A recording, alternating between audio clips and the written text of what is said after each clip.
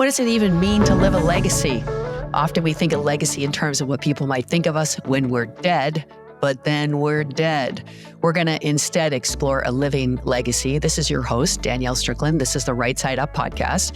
And this is a partnership venture with World Vision, Strong Women, Strong World. This is going to be challenging and inspiring as we interview people from all over the world in all kinds of different sectors, living a life now that will matter later. A living legacy. Buckle up. This is sure to be challenging and inspiring. And I'm glad you're here. Well, welcome, friends. This is the first intro episode in a new season that I'm so excited about on Right Side Up, where we are talking with women of influence and women who are what we call living a legacy, which I want to get really clear right up from the start that I have some issues with the word legacy. I have for years. And I think it has to do with, I went and visited a friend of mine, Jackie, who works in Hong Kong with people discarded, marginalized, people struggling with drug addiction and stuff, and has this sort of incredible life that she has lived and just this work that she does. And I remember walking with her around seeing this work and saying to her, like, what's going to happen when you go? You know, what's going to happen to this work? And I remember her saying, I hope it all just goes away because I think that God will raise up somebody else. Like, I hope that this isn't what I leave. I hope what I leave is, room and space for other people to do the next thing, to do what God's inviting them to do, And I remember at the time just being like, what? Like there are these big housing complexes and there's all this kind of material stuff. And basically she's like, this is not what matters. This is not what matters. And I think, something about that conversation really challenged me in the way that I thought about what lasts, and what we invest in and even what a legacy means. And I think it's so wrapped up in, traditionally, it's been wrapped up in naming buildings after you or a hospital wing after you, or like a legacy is this thing that you accumulate and live, in this way that gets as much wealth as you can. And then when you die, you leave your legacy by forwarding that wealth. It's this dead legacy kind of idea. And it also kind of hinted to me of this idea of centering yourself after you're dead. You're dead, guys. Nobody cares now. It's too late. You had your one beautiful, wild life. What did you do with it, as Elizabeth Browning asks us, But then I ran into a friend who tattooed the word legacy on the back of her neck, and she's an incredible human. And then I have another friend, Lisa, that was Angela, and another friend, Lisa, who has a legacy, living a legacy in her missional statement, her personal missional statement. And both of them really pushed back and challenged me around my thinking in the space. And both of them pushed back in a very similar way, which is to say that this legacy that I've tattooed on my back or I put in my personal mission statement is not about waiting till I die. It's about the way I'm living right now. It's about investing what I have and who I am and the development right now in such a way that it will matter later and it won't be about me later. And this triggered my memory of Jackie in Hong Kong, where she saw her legacy as a living, embodied thing in the lives of other people. It wasn't the building or the program or the reputation of this thing that she had done. It was this idea that she, by the way she was living, was creating capacity and resources and empowerment for other people to move forward. And that is actually what matters. And that's what should be celebrated. And that's, I guess, what we call a living legacy. Now, this is in partnership with Strong Women, Strong World, which is a great honor for me. They're a division or a part of World Vision, and believe, they're committed, like all people who are trying to make the world a better place.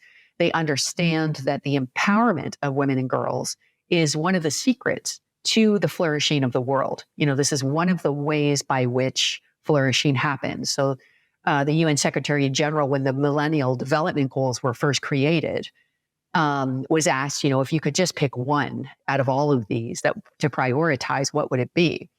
And at the time, he said the one that would actually make all the others happen. So the one I would prioritize is the empowerment of women and girls. It's that strategic. And I've written at length about this in Better Together, which if you haven't had a chance to read yet, check that out. There's a whole chapter just on why the empowerment of women and girls is central to the healing of the world. And I'm not alone in this. Business experts and development experts and like human experts and UN experts and political experts will all tell you the same thing. So this is worth it. And so Strong Women, Strong World is that part that says, yes, this is worth it. And not only is it a good idea, we're going to back it and we're going to get behind this and we're going to do some things about it. So there's a lot to learn here. And there's experts and friends of Strong Women, Strong World that we're going to mine the depths, and we're just going to have a wild exploration together from experts in different spaces, from development to finance, to business, to politics, to lifestyle. We're just going to ask them all. And we're going to ask them some key questions that might help us get to living a legacy or living a life that matters longer than we have. What can we do now to invest in what matters later? And that becomes a question. Now, there's a couple things that have been helping me in this space, and they might help you too. One is this idea of what does it mean to live a meaningful and purposeful life? What is it that we're after? Recently, Matt Perry died prematurely, and he had just written an autobiography about his life story. If you don't know Matt Perry, he's from Friends and, very famous, super rich, and I, again, can write an autobiography of his super famous rich life, and it could be a bestseller because he's that influential. So it's arguable to say that Friends might have actually formed a generation more than any other force we've ever heard of. So, and that's tragic in some ways and probably beneficial in others, who knows? But he said, I remember watching an interview of him about his autobiography, and he said, this will surprise some people, this autobiography, because it's really about like the shallowness of success. Like it's just about how much lonelier and emptier and broken I was after I had reached what everybody would say is the top of the world. After all my dreams came true, after everything that happened that I wished would happen, like after I became super wealthy, after I became highly influential, after I became famous, I was utterly miserable. And that's when my addiction took over, and he almost died a couple times. And he had this like big battle with addiction, and and then that's this autobiography. And I remember him saying to the interviewer, I cannot tell anybody this because no one will believe me. But what you think you want, that will bring you happiness is not the answer. It's just not the answer. And this got me thinking too, where we get the idea that ascension, or what Maslow called self-actualization, is the top of the period. So if you know Abraham Maslow, he's kind of famous for Maslow's hierarchy of needs, a sociologist who created sort of like what is a pyramid. He didn't design it this way, but we're familiar with this pyramid of hierarchy of needs. And at the bottom is sort of just like basic human needs. And then it goes up this pyramid of needs until the pinnacle is self-actualization. And Maslow really regretted this later on in his life. He regretted that he had made the top of the pyramid, or he had made the highest achievement, self-actualization, because of course, what Matthew Perry just told us and what everybody could tell us if we were listening is that that's not true. That is not the hierarchy of human meaning or purpose. Now, he wishes he would have gone back to reconfigure this hierarchy of needs. And at the top would not be self-actualization. At the top, he said, would be self-transcendence. Now, self-transcendence, that's interesting, isn't it? That's an interesting even term, where you get to a place where it's no longer about you. You end up finding something bigger than you to give yourself to. This is very reminiscent I'm a follower practitioner of Jesus. And Jesus says, unless you lose your life, you'll never find it. And those who try to hang on to their life lose it. So this makes a lot of sense when we're talking about Maslow's reflection on how he got it wrong. And he never got around to writing officially about it, but there are some journals and some conversations he had with some friends that expressed deep regret that this is what he left the world with. because it's just not true. That there's something higher than self-actualization. There's a self-transcendence. There's a giving yourself to something more than and bigger than you. And I guess that's what living a legacy means, is getting to the point where self-actualization is part of it. It's not like you're not part of this. You are actually using the power and the influence and the resources and the time and the treasure and the talent that you have, but you're using it for something greater than yourself so that you're not stuck in this like very immature and independent and autonomous place, which ends up being a meaningless and very lonely place to live, this self-actualization. The other thing I think was interesting when I looked into this, because it was very curious to me that this hierarchy of needs that so shaped our culture, and that this pyramid of ascension that we're all after until we can, we're all climbing over one another to get to this like fully self-actualized place. And now when people get there, they're so empty and their lives are so miserable. I also reflected on how Maslow even got there. How did he even get to this hierarchy of needs, and what was he after? And much like this global conversation around how do we help the world flourish, and World Vision particularly has this, vulnerable children in fragile contexts around the world. So living in extreme poverty around the globe, which, by the way, those numbers are increasing for the first time in like 20 years. So we need to really be awakened here. And that's part of what this season is hopefully going to do. But part of that conversation about self-transcendence is also this idea of agency and choice, and then like joining what I would say is a collective understanding of mutual flourishing, which is just to say that I cannot be self-actualized at your expense. It won't work. Not only will it leave us more isolated, it'll leave us more disempowered, but it's not a disconnected world. We live in a connected, an interdependent world. So you can't, even though maybe one of your chief values in a North American concept is to just individualize everything out. So what's mine is mine and what's yours is yours, because we can't get along and we're like competing against each other. And really in a capitalistic society, this can sometimes happen. It doesn't actually work, because the way the world works and the way relationships work and the way humanity works is that we're interconnected. I don't think we ever saw this or really get this quite the same way as when COVID hit the world.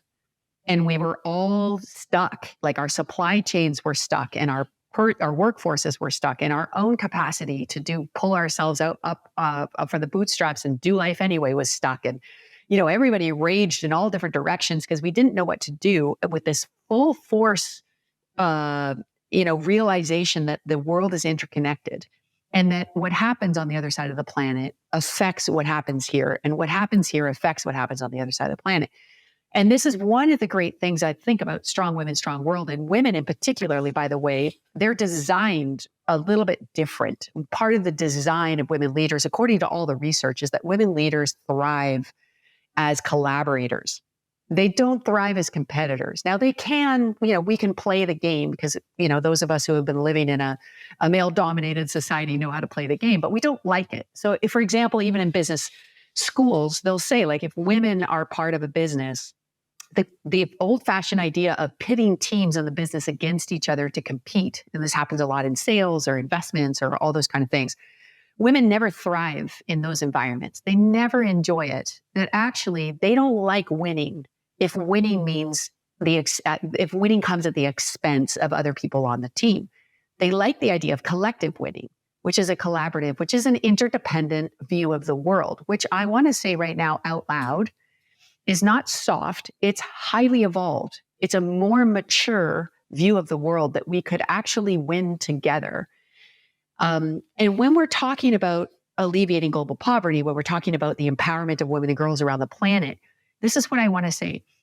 Your understanding, your power, your empowerment, your self-actualization, all of your basic needs, all of your resources, all of the provisions that you've been given, the way that you've climbed, if we want to make it an ascension conversation, that actually all of that stuff, if it does not impact somebody else, if it does not impact somebody else and change the trajectory of other people's lives, if it does not connect in a way to the flourishing of other people, to other people's ability then to begin their own ascent to self-actualization, and then their invitation then to go further than that. And then we're all still stuck in this very unhappy individual self-actualization that is not the answer.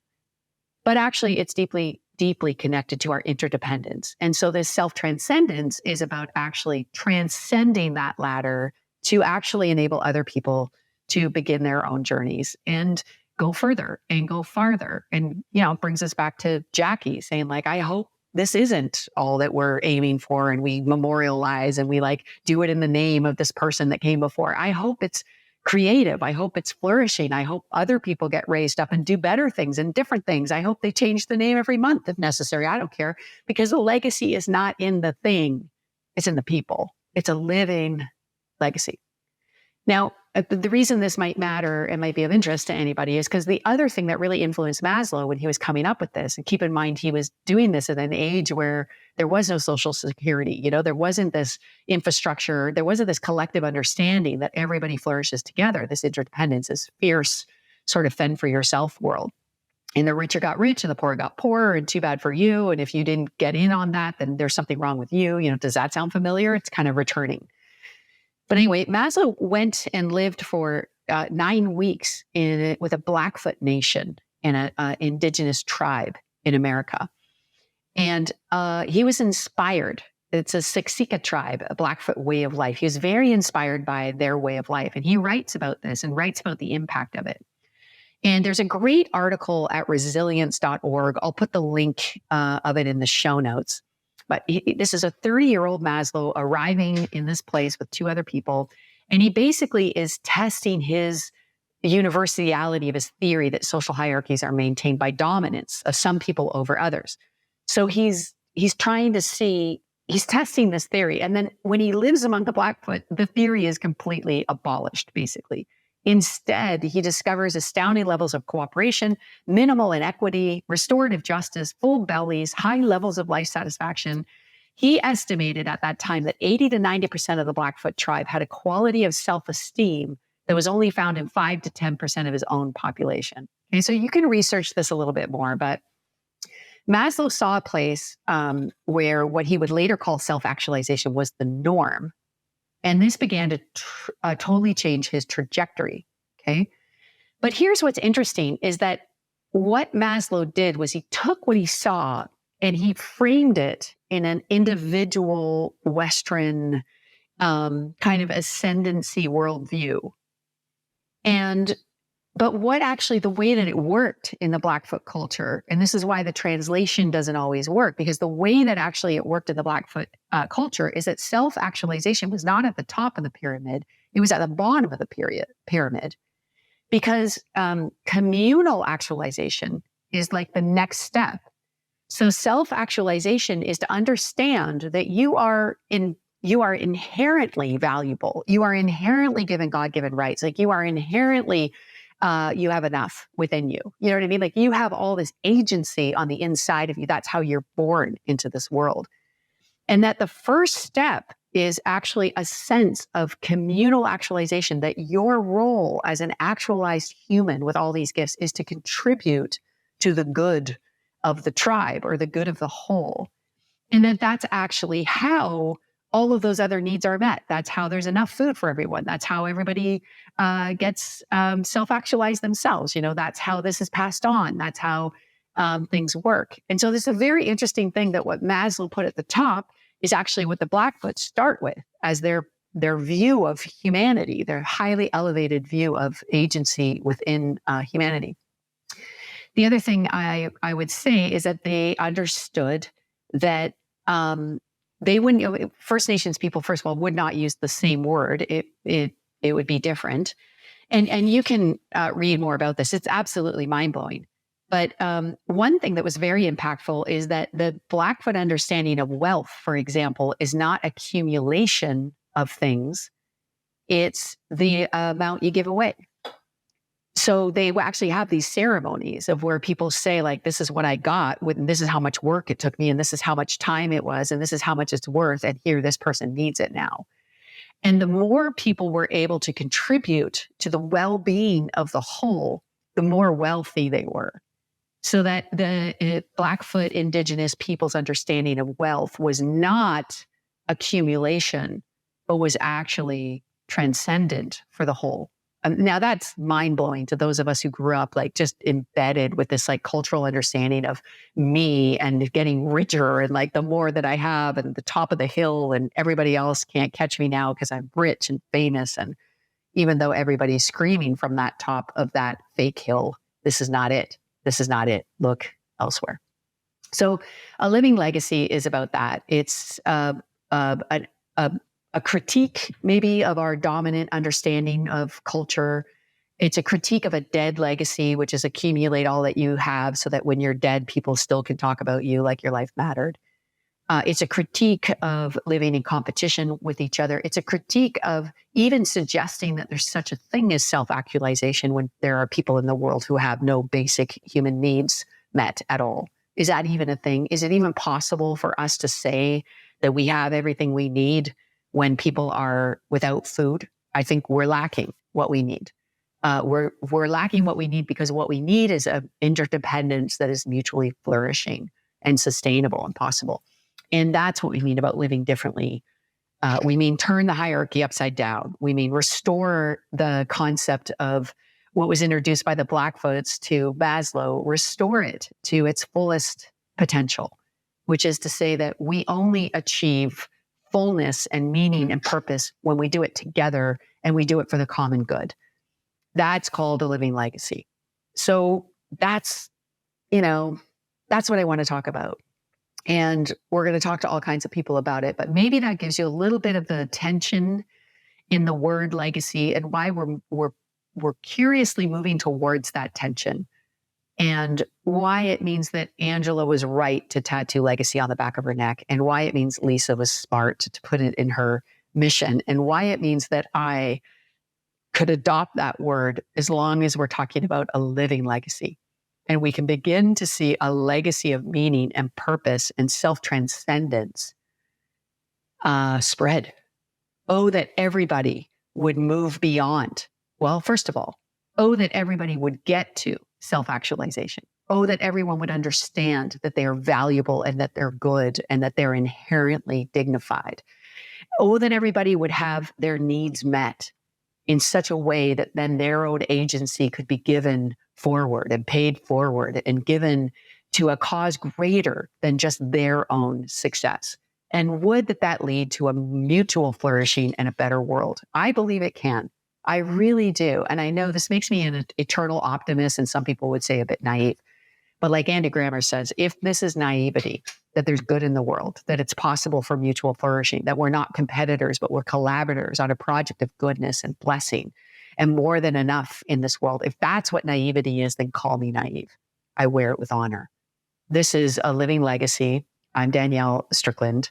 I'm glad you're here on this journey. It's going to be so much fun. If you have a chance, check out Strong Women, Strong World and some of their initiatives that they're doing at World Vision. It's remarkable, inspiring, and challenging, and a great way to move past self-actualization into some kind of transcendence. May you find it. Thanks for listening. Grace.